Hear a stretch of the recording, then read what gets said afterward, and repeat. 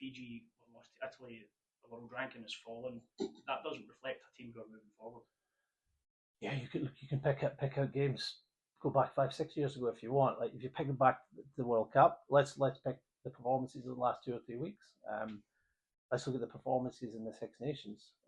If we, I don't know, when you want to go back to Wales, a performance against Wales, England at Twickenham, or France, like the performances are at a really high level. The results aren't always there, and obviously the most disappointing one is at the weekend when we're 21-0 up and we don't get a victory. But I would say the performance levels have been at a high level.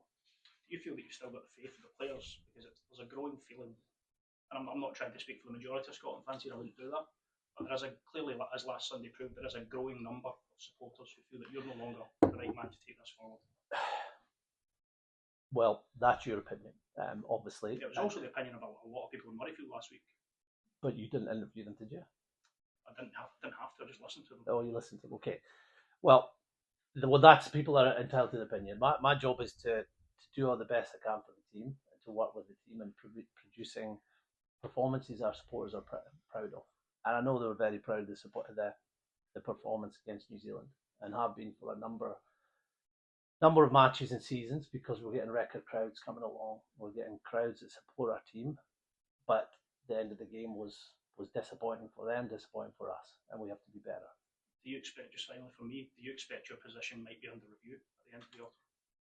I don't know. You'd have to. We review every campaign, but you'd have to ask someone else. Do you feel as though it should be under review? Do I feel there should be a review? Again, you'd have to ask someone else. My focus is on how we can review each game, how we can review each campaign, and how we can get better and deliver performances our supporters are going to be proud of. Gregor, obviously you recently signed a new contract, but do you still have the appetite to take it forward on the back of the last two? I know the performances have been good to an extent, but in terms of the kicks in the teeth for the results? Yes, even more so. And maybe you don't believe me, but this week it was really important. I felt something different in our review about the way the players came together with the coaches. It's painful. Sunday night was painful.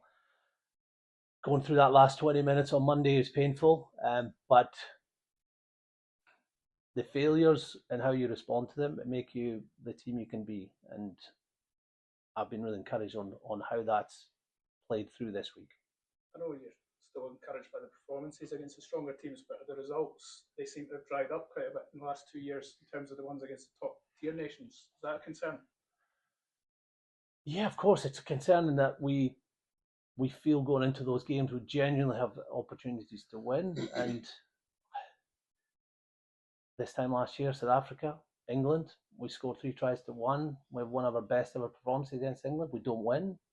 The weekend, 21-0 up, we don't win. Of course, that's really disappointing. But the level of our play and what it's doing to the opposition gives me confidence that if we and it's not an if, when we get parts of our game and our response to momentum changes better, then we're going to get those wins.